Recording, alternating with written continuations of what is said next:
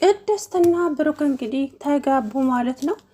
እሱም ደግሞ እሷ ከዚህ በኋላ እድሜ ሄዷል ጋሼ ማግባት እፈልጋለሁ፣ አግብቼ ዘር መተካት እፈልጋለሁ። ስለዚህ ማንን ነው የምታገቢው ሲላትም ቤተሰቦች ጋር ሄጄ ባል አገባለሁኝ። ስለዚህ እድሜ እየሄደ ነው። ከዚህ በኋላ ምን እጠብቃለሁ ጋሼ? ምሳሌዬ ምንድናለች? እናም የራሴን ህይወት መስርቼ መኖር እፈልጋለሁ አለችው። ብሩክም በፈገግታና በስርቆት ቀስ ብሎ እያያት ታዲያ ጥሩ ነዋ ቅድስትዬ፣ ባል አገባለሁ እያልሽ ነው እንዴ? አዎ ጋሼ ባል ማግባት አለብኝ። እስከ መቼ ነው ታዲያ እንደዚሁ የምቀመጠው?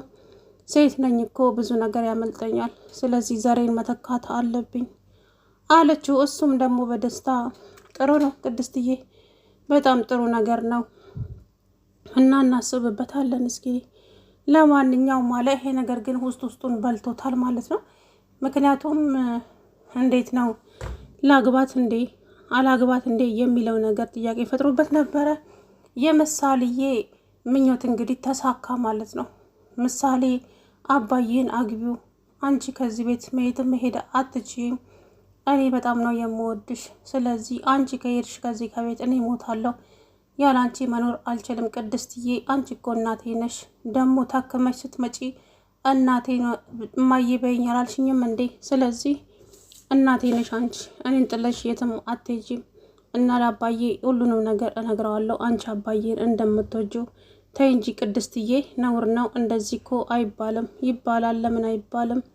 ስለዚህ እኔ አሁን ለአባዬ ሁሉንም ነግረውና አንቺና አባዬ ተጋብታችሁ አንድ ላይ እንድትኖሩ ፈልጋለሁ አለቻት። ከዛም ቅድስትዬ በጣም ደስ አላት። ብሩክን ባገባማ ታድዬ እያለች እንግዲህ በውስጧ ነገር ግን ያሰበችው ነገርም ተሳካላት ማለት ነው። ደስ በሚል ሁኔታ እነሱም ተስማምተው እንግዲህ አንድ ላይ አደሩ ማለት ነው። ብሩክና ቅድስትዬ አንድ ላይ አደሩ። በደስታ እንግዲህ ተላቀሱ ማለት ነው። ቅድስትና ምሳሌዬ በጣም ተደሰቱ። ዳጣዬም ቤተሰቦቿን አገኘች። ስትናፍቅና ስትጓጓው የነበረው ቤተሰብ የለኝም፣ እኔ ውብ ዘራሽ ነኝ፣ እኔ የጎዳና ልጅ ነኝ፣ በቃ ቤተሰብ የለኝም፣ ያለ ቤተሰብ ነው የኖርኩት እያለች ስታለቅስ እንግዲህ በመጨረሻም ሞገስ ጋር ተደውሎ በተሰጠው ጥቆማ መሰረት ሞገስ ይዟት ሄዶ አገናኛት ከቤተሰቦቹ ጋራ ማለት ነው። እንግዲህ አባትየው ግን ወጥመድ ውስጥ ነው ያለው። ነገር ግን ተደስታለች። በአንድ ነገር እንስማማና ወደ ቤቴ ይዤሽ እሄዳለሁ። እሺ በምን? እዛ ቤት ስትሄጂ አባዬ ብለሽ እንዳትጠሪኝ፣ ምክንያቱም እኔም አንቺም አደጋ ውስጥ እንገባለን። ይሄንን ቃል ከገባሽልኝና ምንም እንትን ካላልሽ ቤት ውስጥ እዛ ትኖሪያለሽ። ከዛ በኋላ እኔ ሁሉንም ነገር አመቻቻለሁ።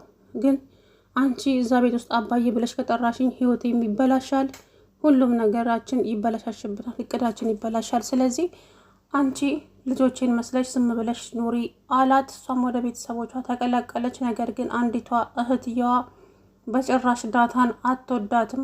ገና እንዳየቻት ነው ምን ትመስላለች፣ እቺ ደግሞ ፍቅረኛዬ ልትቀማኝ ነው የመጣችው፣ ገና እንዳያት እኮ ነው የወደዳት፣ ደስ ትላለች እያለ ነው።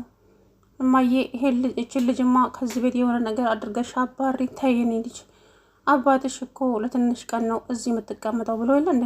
እንታገዝና ከዛ በኋላ የማይሆን ከሆነ እኔ ለኔ ታዩ፣ እኔ ነኝ የማውቀው ምን እንደማደርጋት አለች። ከዛ በኋላ ልጅቱም እሺ እንግዲህ እማዬ እቀበላለሁ ሀሳብሽን አለቻት።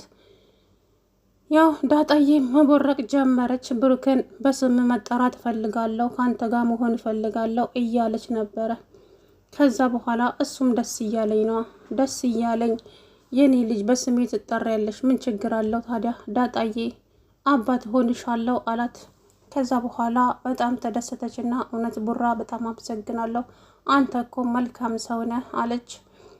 ዝናዬም እንዲሁ በፉከራ እንግዲህ ሁላችሁንም ዘርሬ ነው የመለቃችሁ፣ እኔ ያቶ ከበደ ልጅ እንደዚሁ በቀላሉ ምገዛ ሰው አይደለሁም፣ እሰራላችኋለሁ። ሞገስና ብሩክ ሉላን በእጅ ካላስገባችሁልኝ ዛሬ አንጠፌ ነው የመለቃቸው እያለ በጉራ ብሩክ ጋር ሲደርስ እንግዲህ ማህሌት አስቀድማ ነግራው ነበረ። እሱ አንድና አንድ ልጁ እንድትድንለት ነበር። ልጁ ድናለታለች። ከዚህ በኋላ ግን ብሩክ በጣም በቀላሉ ሊገኝ አይችልም። ዝና ራስህን ጠብቅ። ብሩክ ኃይለኛ በቀለኛ ነው።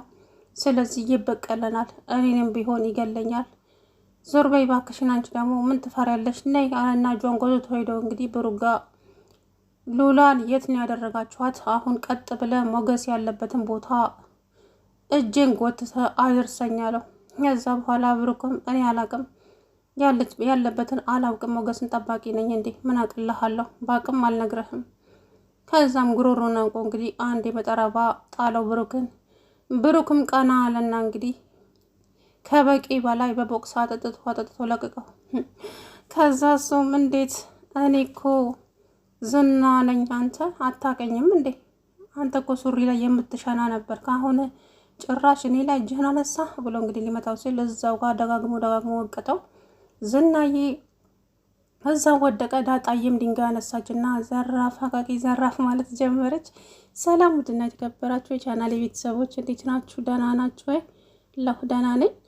እንግዲህ ዝናና መሀሌት መጋባታቸው አይቀርም። መሀሌትም ተስፋ ቆርጣለች። ምክንያቱም ይታረቀኛል እያለች ነበረ። ነገር ግን ያሰበችውና እሷ የምትለው ሌላ አልተገናኘም። ብሩክና ቅድስትዬ እንግዲህ ቅድስትን ጥያቄዋን ተቀብሏታል። በሚገርም ሁኔታ ብሩክ ማለት ነው። እሱ ቅድሙንም ውስጡ ይፈልጋታል። ሞገስም ብሏታል፣ አንቺ እኮ ከዚህ በኋላ የብሩክ ሚስት ነው የምትሆኙ። ቅድስት ደግሞ እንዳንቺ አይነት ሴት አግኝቶ ነው እንደ ብሩክ፣ እውነቴን ነው ምልሽ፣ እጅሽን ስሞ ነው የሚቀበልሽ። ታያለሽ ጉድ። ያቺ መሀሌት የምትባል የማትረባ ሴትዮ እሷ ስትቃጠልና ስትነድ ማየት እንዴት እንደሚያስደስተኝ ባየሽ ዳጣዬ። ቅጥል ነው የምናደርጋት፣ አንቺና ብሩክም ትጋባላችሁ እንዳለ እንግዲህ የሞገስና የምሳሌዬ ምኞት ተሳካ ማለት ነው በሚገርም ሁኔታ። ምሳሌዬ በደስታ እንግዲህ እሷን የሚያክል ሰው ማንም የለም። በዛ ላይ ደግሞ ታክማ ድና በመምጣቷ በጣም ተደስታለች። ቅድስትዬም በጣም ደስ ብሏታል። ሲቀጥል ደግሞ ብሩክ እንግዲህ ጋሼ እኔም ባል ማግባት እፈልጋለሁ፣ እስከ መቼ ነው እንደዚህ የምኖረው ስትለው፣ ቅድስትዬ ባል ማግባት ትፈልጊያለሽ እንዴ ሲላት፣ አዎ ጋሼ እድሜ እየሄደ ነው፣ ዛሬን መተካት እፈልጋለሁ። ጥሩ ነዋ። እና ባል ከየት ነው የምታገቢው ታዲያ ነው አዘጋጅተሻል? አይ አላዘጋጀውም ጋሼ፣ ነገር ግን ደግሞ ቤተሰቦች ጋር ሂጄ ገጠር ይድሩኛል እነሱም አለችው። አይ እንደዛ እንኳ አይሆንም።